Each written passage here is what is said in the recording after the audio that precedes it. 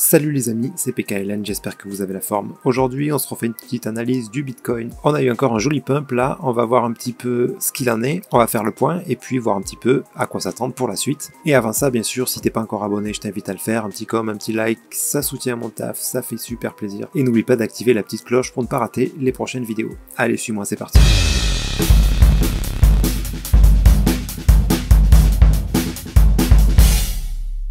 Donc le Bitcoin, il s'est passé à peu près ce qu'on a dit. Finalement, juste, tac, je pensais qu'on avait obtenu le running, moi, ici, là. Mais, voilà, cassure du top. Et on avait dit aussi, j'avais évoqué la possibilité qu'on ait le running plus tard. À partir de là, je crois que c'était par là, j'avais dit, ça peut aussi faire ça, et qu'en fait, le running arrive plus tard. Et c'est ce qui s'est passé, en fait. Voilà, on a eu ça, notre running ici. Dans tous les cas, rappelez-vous, j'avais dit je privilégie les setups d'achat. Sauf si on casse ce bas-là, qu'on a un gros setup de vente. Bon, voilà. Tant qu'on est dans la tendance haussière, là en 4 heures, on est en une belle tendance haussière depuis un petit moment là. Et là encore plus qu'avant. Du coup, c'est très dangereux de prendre des setups de vente puisque au mieux, on peut espérer une correction 4 heures, ce qui serait déjà très bien hein, si vous chopez le sell à ce moment-là. Mais par contre, voilà, on est sur une dynamique haussière, donc il vaut mieux s'intéresser au setup d'achat. C'est beaucoup plus sécure. Et la preuve en est, voilà, il a encore envie de monter apparemment. On a encore du momentum, donc voilà, aucune raison de sortir du trade si vous êtes rentré plus bas. Et voilà, on monte les break-even, bien sûr, parce que je rappelle quand même que toute cette hausse-là, à un moment donné, elle va corriger. Quand elle va corriger, ça va nous faire quand même probablement un beau mouvement baissier, voilà, qui sera peut-être pas forcément si bas, mais qui devrait retracer une bonne partie de cette impulsion. Donc on va rester vigilant là-dessus. Des setups d'achat, on en a eu là, après cette chute-là, on en a eu là, notamment un qui est même visible en 4 heures, là, donc celui-là, il devait être beau en 1 heure, je pense. Ah, encore que c'était pas le plus joli que j'ai déjà vu, mais bon. Ouais, petit expanding là, c'est pas le meilleur setup d'achat que j'ai vu de ma vie, mais toujours est-il que voilà, on a eu un ici par contre qui était pas mal. On avait parlé de celui-ci avec ici, non c'était pas là, je crois que c'était, ah non je l'ai fait il y a plus longtemps que ça l'analyse. Enfin, peu importe où c'était, je sais plus où c'était exactement. Mais voilà, toujours est-il qu'on avait dit attention, voilà, si on casse ce bas là, ça sera probablement une structure corrective plus grande, 4 heures donc, et on l'a pas eu, donc voilà, moi ce que j'attends toujours, après ça n'empêche pas de continuer le DCA bien sûr, hein, et quand ça monte comme ça, bien sûr je mets un petit peu moins, parce que on sait que ça va corriger derrière. Là si vous mettez tout l'argent que vous avez prévu de mettre dans le mois ici, c'est dommage parce que vous allez probablement rater une opportunité quand on va voir la correction de ce mouvement là. Ça ne veut pas dire qu'il ne faut pas acheter, parce que ça peut continuer à monter, on ne sait pas jusqu'où. Mais plus on est haut, plus on y va doucement, quoi, en gros. Voilà, et de plus en plus, hein, je vous avais dit, il y avait peut-être cette possibilité-là. Dans cette zone des 22-23 000, on avait peut-être la possibilité de venir nous donner un running baissier ici pour venir casser ce dernier plus bas. Mais vu la violence de l'impulsion, là, je pense qu'au contraire, on est reparti pour quelque chose d'un peu plus haussier. On s'enflamme pas sur le long terme. Sur le long terme, donc en daily, voire weekly, on n'a pas fait grand chose. Hein.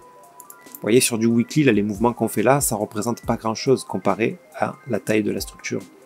Ok, donc voilà, pour moi, il y a toujours deux possibilités. Soit on a fait un A ici, un B là. Là, on est en train de finir le C. Donc ça serait excellent, parce que ça veut dire que l'objectif sera de venir casser ce top là. Et ça pourrait se produire dans l'année, voire dans un an, et un peu plus d'un an, quoi, peut-être un an et demi, ça pourrait se produire, voilà, directement, je veux dire. Pour ensuite, par contre, avoir une big correction là aussi. Hein. Ou, ça c'est un A, d'accord? Ça c'est les deux possibilités. En fait, donc ça serait une nouvelle structure, donc qui dit A, dit B et C. Hein. Donc là, ce qu'on aurait peut-être, potentiellement, entamé le B, pardon. Donc tant qu'on n'a pas cassé stop là, on n'est pas sûr. Mais bon, on est toujours dans une dynamique haussière, donc il est toujours préférable dans ces cas-là de privilégier les setups d'achat. Mais les setups, hein, on n'y va pas à l'achat, dire tant que ça monte, j'achète. Non, il faut attendre des setups toujours. Pour le trading, investissement, vous faites ce que vous voulez. On est dans des zones pas chères par rapport à ce qu'il a déjà atteint. Voilà, on peut continuer d'investir. S'il baisse un peu, l'investissement c'est toujours long terme. Donc s'il baisse un peu comme ça, ben, on continue d'acheter. Le jour où il monte, on vend, ça redescend, on rachète, etc. Ok? Donc ça, on va le voir de toute façon au fur et à mesure. Là, dans cette zone, on achète, hein, on ne vend pas, quoi. Sauf si vous avez acheté une énorme quantité ici. Là, vous avez fait une belle plus-value. Bon, vous pouvez en vendre une petite partie, prendre des profits, si ça corrige, re-rentrer un peu plus. Voilà. Mais là, après, c'est du trading, c'est plus de l'investissement. Ok? Donc voilà, moi, en tout cas, pour l'instant, ben, ça monte, quoi. Ça monte, il n'y a pas grand-chose d'autre à dire. Là, on n'a aucun setup, on n'a rien. On vient d'obtenir... Là, on avait ce petit setup d'achat, là, à la limite en 4 heures, mais vraiment, il était léger, quoi. Il est très léger, il était un peu plus visible en 1 heure. Mais, comme je vous disais, c'était pas le plus beau que j'ai vu, donc bon... Pas évident à choper, celui-là, pour moi. Le seul qu'on a eu de bien visible, c'était lui, là. Petite impulsion, correction en 3 temps. Voilà, là, c'était un bon point pour rentrer. Là aussi, d'ailleurs. Hein. La descente était un peu violente, ça pouvait faire un petit peu peur, mais ça restait dans le bon sens correctif. Là. Impulsion vers le haut, on corrige vers le bas. Donc ça annonce de la hausse. Ok, donc on avait une opportunité là, une autre ici. Maintenant, mais pour la suite, moi je vais attendre que tout ça corrige. Soit cette impulsion, mais là, attention, parce qu'au plus on est haut, au plus c'est du risque. Parce que là, on est sur une petite impulsion, on va dire 15 minutes, 1 heure. Allez, 1 heure quand même, ouais. Une impulsion 1 heure, correction 1 heure. Ça va donner quelque chose comme ça. Pour ensuite continuer. Mais tout ça, c'est inclus dans une plus grande impulsion 4 heures. Qui, elle, un jour, va corriger sévère. Hein. Donc voilà. Évidemment, on n'a pas envie d'acheter un max ici.